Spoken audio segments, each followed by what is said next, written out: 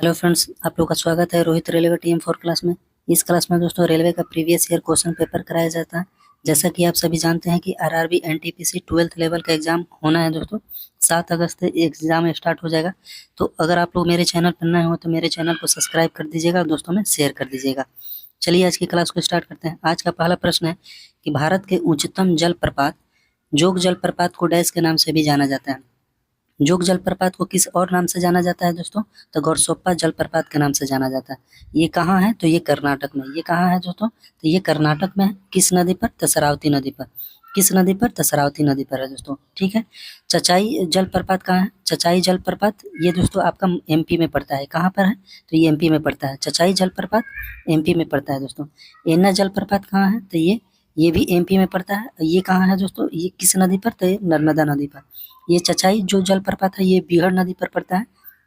शिव समुद्रम जलप्रपात ये कावेरी नदी पर, और ये भी कर्नाटक में है। शिव समुद्रम जलप्रपात तो ये भी कर्नाटक में है और ये कावेरी नदी के तट पर स्थित है दोस्तों।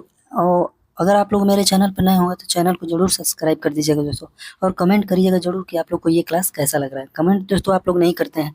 ठीक है, आगे बढ़ते हैं। अगला नंबर प्रश्न है, और ये सभी प्रीवियस ईयर क्वेश्चन पेपर है दोस्तों।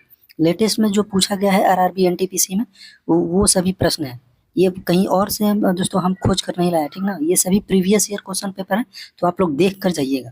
अगर आप लोग का एग्जाम है तो प्लीज आप लोग देख कर जाइए, और ऐसा ही क्वेश्चन आप लोग को एग्जाम में देखने को मिलता रहेगा। ठीक है। नेक्स्ट क्वेश्चन है कि भारत का प्रथम मुख्य चुनाव आयुक्त कौन था? भारत का प्रथम मुख्य चुनाव आयुक्त कौन थे? तो इसका राइट आंसर है ऑप्शन है सुकुमार सेन। सुकुमार सेन जो कि भारत के प्रथम मुख्य चुनाव आयुक्त थे। दोस्तों अभी हाल फिलहाल में भारत के वर्तमान में मुख्य चुनाव आयुक्त कौन है? तो ज्ञानेश कुमार। कौन है? तो ज्ञानेश कुमार जो कि अभी 26वें नंबर के हैं दोस्तों। 26वें कौन से क्रम के हैं? तो ये 26वें क्रम के हैं। कौन? तो ज्ञानेश कुमार वर्तमान में भारत के मुख्य चुनाव आयुक्त हैं। अब प्रथम कौन थे? तो ये सुकुमार सेन थे। आगे बढ़ते हैं। अगला नंबर प्रश्न है दोस्तों कि इंडियन सिविल सर्विस में पदभार ग्रहण करने वाले पहले भारतीय कौन थे? इंडियन सिविल सर्विस में पदभार ग्रहण करने वाले पहले भारतीय कौन थे? तो इसका राइट आंसर है दोस्तों सत्येंद्र नाथ टैगोर। सत्येंद्र नाथ टैगोर सबसे पहली बार यूपीएससी की परीक्षा पास करने वाले पहले भारतीय थे दोस्तों। ये कब? तो 1863 में। ये कब पास किए थे? तो 1863 में। नेक्स्ट क्वेश्चन है। अगला नंबर प्रश्न है दोस्तों कि दक्षिणी ध्रुव पर पहुंचने वाली भारतीय पुलिस सेवा की पहली महिला अधिकारी का नाम क्या है? क्वेश्चन को फिर से पढ़ लेते हैं दोस्तों कि दक्षिणी ध्रुव पर पहुंचने वाली भारतीय पुलिस सेवा की पहली महिला अधिकारी का नाम क्या है? तो इसका राइट आंसर ऑप्शन बी हो जाएगा अपर्णा कुमार। अपर्णा कुमार। नेक्स्ट क्वेश्चन है कि लाइट डिटेक्टर उपकरण को और किस नाम से जाना जाता है? लाइट डिटेक्टर उपकरण को और किस रूप में भी जाना जाता है? तो इसका राइट आंसर है ऑप्शन डी पॉलीग्राफ। पॉलीग्राफ के नाम से भी जाना जाता है लाइट डिटेक्टर का। नेक्स्ट क्वेश्चन है कि उस राज्य का नाम बताइए, उस राज्य का नाम बताइए जहां सियांग नदी पर भारत के सबसे लंबे 300 metre single lane steel cable suspension पुल का उद्घाटन किया गया था। तो ये कहाँ है दोस्तों? ये सियांग नदी पर है। तो ये सियांग नदी कहाँ है? तो ये अरुणाचल प्रदेश। इसका राइट आंसर ऑप्शन डी हो जाएगा अरुणाचल प्रदेश। क्वेश्चन को आप लोग पॉज करके भी पढ़ सकते हैं दोबारा कि उस राज्य का नाम बताइए जहाँ सियांग नदी पर भारत के सबसे लंबे 300 मीटर के single lane steel cable suspension पुल का उद्घाटन किया गया था। तो ये अरुणाचल प्रदेश। नेक्स्ट क्वेश्चन है। अगला नंबर प्रश्न है कि इनमें से कौन भारतीय रिजर्व बैंक के पहले भारतीय गवर्नर थे? ये कौन थे दोस्तों? तो इसका राइट आंसर हो जाएगा option B C D Deshmukh. C D Deshmukh जो कि भारतीय रिजर्व बैंक के पहले भारतीय गवर्नर थे। ठीक है। तो आरबीआई इसी को बोला जाता है आरबीआई। ठीक है, रिजर्व बैंक ऑफ इंडिया। इसकी स्थापना कब हुई थी दोस्तों? तो 1 अप्रैल 1935 को। 1 अप्रैल 1935 को आरबीआई की स्थापना हुई थी। इसका मुख्यालय कहाँ है? तो मुंबई में। मुंबई महाराष्ट्र इसका मुख्यालय है। इसका मुख्यालय कहाँ है? आरबीआई का मुख्यालय वो मुंबई में है दोस्तों। स्थापना कब होती है? तो 1 अप्रैल 1935 को। और इसका राष्ट्रीयकरण कब होता है? तो 1 जनवरी 1949 को। राष्ट्रीयकरण कब होता है? तो 1949 को होता है, 1 जनवरी 1949। और इसका जो स्थापना होता है दोस्तों तो 1 अप्रैल 1935 को। और किस अधिनियम के तहत? तो 1934 के अधिनियम के तहत। अधिनियम कब का है? तो 1934 अधिनियम। ठीक है। अगर दोस्तों इसमें पूछ लेगा, इसमें और प्रश्न है कि भारतीय रिजर्व बैंक के पहले गवर्नर कौन थे? तो ये कौन थे दोस्तों? तो के सनमुखम सेठी। के सनमुखम सेठी थे। ठीक है, याद रहेगा आप लोग को कि भारतीय रिजर्व बैंक के पहले गवर्नर कौन थे? तो के शनमुखम सेट्टी। ठीक है, याद रहेगा दोस्तों। आगे बढ़ते हैं। अभी वर्तमान में कौन है दोस्तों? तो संजय मल्होत्रा। अभी जो वर्तमान में कौन है? तो संजय मल्होत्रा है दोस्तों। संजय मल्होत्रा है, जो कि आरबीआई के अभी 26वें नंबर के गवर्नर जनरल है, गवर्नर है दोस्तों। याद रहेगा ना कि भारतीय रिजर्व बैंक के वर्तमान में अभी गवर्नर कौन है? तो ये संजय मल्होत्रा है, जो कि 26वें नंबर के हैं। आगे बढ़ते हैं। अगला नंबर प्रश्न है कि सोनल मानसिंह डैश के लिए प्रसिद्ध है। सोनल मानसिंह डैश के लिए प्रसिद्ध है? तो सोनल मानसिंह नृत्य करते थे दोस्तों। सोनल मानसिंह नृत्य करते थे। अगला नंबर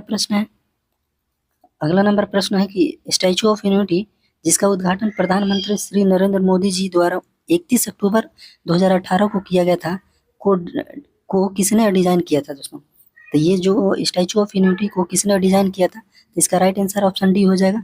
राम जी सुतार ऐसे बोला जाता है इनको। राम जी सुतार बोला जाता है। ठीक है, याद रहेगा। और 31 अक्टूबर को हम लोग जानते हैं क्या मनाया जाता है? तो राष्ट्रीय एकता दिवस के रूप में मनाया जाता है।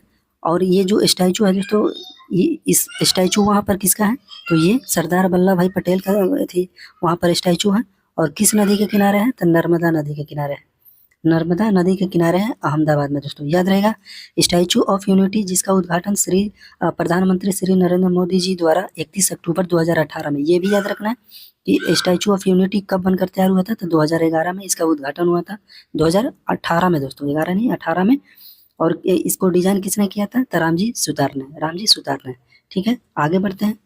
अगला नंबर प्रश्न है कि भारत के राष्ट्रपति बनने से पहले इनमें से किसे भारत रत्न पुरस्कार से सम्मानित किया गया था? तो इसका right answer option C, S Radhakrishnan.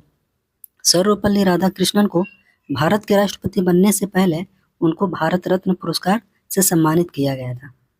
आगे है। अगला नंबर प्रश्न है कि जुलाई 2017 में भारत की पहली सौर ऊर्जा संचालित ट्रेन को रेलवे स्टेशन से शुरू किया गया था। किस रेलवे, यहाँ पर मिसप्रिंट है, तो किस रेलवे स्टेशन से शुरू किया गया था? तो भारत यानी 2017 का ये करंट है दोस्तों कि भारत की पहली सौर ऊर्जा संचालित ट्रेन को किस रेलवे स्टेशन से शुरू किया गया था? तो इसका राइट आंसर है ऑप्शन ए हो जाएगा, दिल्ली। ठीक है, आगे बढ़ते हैं। अगला नंबर प्रश्न है कि इसरो के प्रथम अध्यक्ष कौन थे? इसरो के प्रथम अध्यक्ष कौन थे? तो इसका राइट आंसर है ऑप्शन ए हो जाएगा, डॉक्टर विक्रम साराभाई। डॉक्टर विक्रम साराभाई, जो कि इसरो के प्रथम अध्यक्ष है दोस्तों। ठीक है, इसकी स्थापना कब होती है? इसरो की स्थापना तो 15 अगस्त 1969 को, 15 अगस्त 1969 को इसरो की स्थापना होती है। अभी वर्तमान में इसके जो अध्यक्ष हैं कौन है? तो ये अध्यक्ष कौन है दोस्तों? तो वी नारायणन, जो कि 11वें नंबर के ये अध्यक्ष बने हैं। इससे पहले कौन थे? तो सोमनाथ, डॉक्टर सोमनाथ थे। इससे पहले इसरो के 10वें अध्यक्ष सोमनाथ थे। ठीक है, स्थापना कब हुई थी? तो 15 अगस्त 1969 को। इसका मुख्यालय कहाँ है? तो बेंगलुरु। ठीक है, इसका मुख्यालय कहाँ है दोस्तों? तो बेंगलुरु है। नेक्स्ट है अगला नंबर प्रश्न है दोस्तों। अगला नंबर प्रश्न कि निम्नलिखित में से किस भारतीय युगल ने मिस यूनिवर्स का खिताब जीता है? निम्नलिखित में से किस भारतीय युगल ने मिस यूनिवर्स का खिताब जीता है? तो इसका राइट आंसर ऑप्शन ए हो जाएगा, सुष्मिता सेन और लारा दत्त और सुष्मिता सेन ने।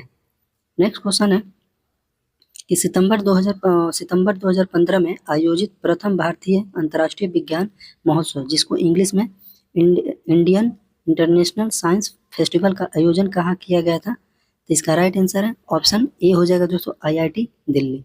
ये दोस्तों क्वेश्चन नहीं भी पूछ सकता है क्योंकि वो 2015 का करंट है, तो उतना ये अथी नहीं है, लेकिन फिर भी आप लोग देख लीजिएगा क्योंकि करंट कहीं का भी हो उठा कर दे रहा है दोस्तों। 2015 का, 14 का, 2001 को किसको नोबेल पुरस्कार मिला था, तो ये सभी भी क्वेश्चन उठा कर दे रहा। ठीक है, अगला नंबर प्रश्न है कि इनमें से कौन किसी भारतीय राज्य के सबसे लंबे समय तक सेवारत मुख्यमंत्री रहे हैं? तो जानते हैं दोस्तों हम लोग पवन कुमार चामलिंग, जो कि सिक्किम के मुख्यमंत्री हैं। सबसे अधिक समय तक ये मुख्यमंत्री के पद पर रह चुके हैं। ये शिवराज सिंह चौहान कहाँ के थे? तो ये MP के थे, जो कि अभी वहाँ पर नहीं है दोस्तों, यहाँ के मुख्यमंत्री बदल गए हैं। ठीक है, मुलायम सिंह यादव, इनकी भी मृत्यु हो गई है दोस्तों, ये भी यूपी के मुख्यमंत्री के रूप में थे नरेंद्र मोदी, जो कि अभी वर्तमान में प्रधानमंत्री हैं। नेक्स्ट क्वेश्चन है कि भारतीय रुपए के नए प्रतीक चिन्ह का डिजाइन किसने किया था? भारतीय रुपए के नए प्रतीक चिन्ह का डिजाइन किसने किया था? इसका राइट आंसर ऑप्शन ए होगा डी उदय कुमार। अगला नंबर प्रश्न है कि भारतीय वायुसेना के निम्नलिखित फ्लाइट लेफ्टिनेंट्स में से वह पहली महिला पायलट कौन थी जिसने युद्ध मिशन के दौरान फाइटर जेट उड़ाने की पात्रता हासिल की है? तो ये कौन थे दोस्तों? तो ये भावना कांत। नेक्स्ट है अगला नंबर प्रश्न है दोस्तों कि अप्रैल 2019 में dash fellow of the royal society के लिए चुनी जाने वाली पहली भारतीय महिला कौन बनी है?